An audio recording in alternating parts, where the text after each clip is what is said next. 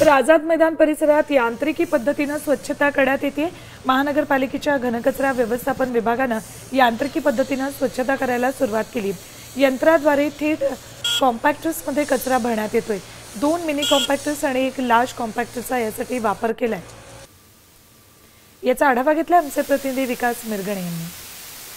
आरक्षण मिळावं याच मागणीसाठी मनोज जरांगे पाटील आमरण उपोषण करत आहे। राज्यभरातला मराठा बांधव जो आहे आझाद मैदानामध्ये दाखल झालेला आहे। त्यामुळे मुंबईच्या रस्त्यावर हे घाणीचं साम्राज्य निर्माण झालं होतं। आपण पाहू शकता मुंबई महानगरपालिकेचे अधिकारी जे आहेत, सफाई कर्मचारी जे आहेत, इथे सर्व स्वच्छता जे आहे करण्याचं काम युद्धपातळीवर सुरू झाले। त्यामुळे पाणी मारण्याचं काम सुद्धा या मुंबईतल्या रस्त्यांवर सुरू झालेलं आहे, कारण मोठ्या प्रमाणात घाणीचे चिखलचे साम्राज्य निर्माण झालं होतं। त्यामुळे आझाद मैदान आणि परिसरात स्वच्छता यावी यासाठी यांत्रिक पद्धतीने स्वच्छता करण्यात येत आहे।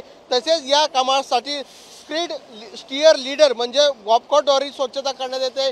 या प्रकारे बघितलं इथे पाणी पुरवठा विभागाने टँकर आणलेला आहे, जीसीपी लावण्यात आलेले आहे। त्यामुळे मुंबईतले रस्ते जे आहे स्वच्छ करण्याचं काम सध्या सुरू झालेलं आहे। त्यामुळे ढीगभर कचरे जे आहे मुंबईतल्या विशेषतः आझाद मैदानामध्ये छत्रपती शिवाजी महाराज टर्मिनस असेल, मुंबई महानगरपालिकेचं हेडक्वार्टर असेल, या भागामध्ये घाणीचं साम्राज्य निर्माण झालं होतं। त्यामुळे मुंबई महानगरपालिकेच्या असतील या विभागाने स्वच्छता करण्याचं काम युद्ध पातळीवर सुरू केलेलं आहे। मध्यरात्री कॅमेरामॅन विक्रमसह विकास मिरगणे, साम टीव्ही, मुंबई।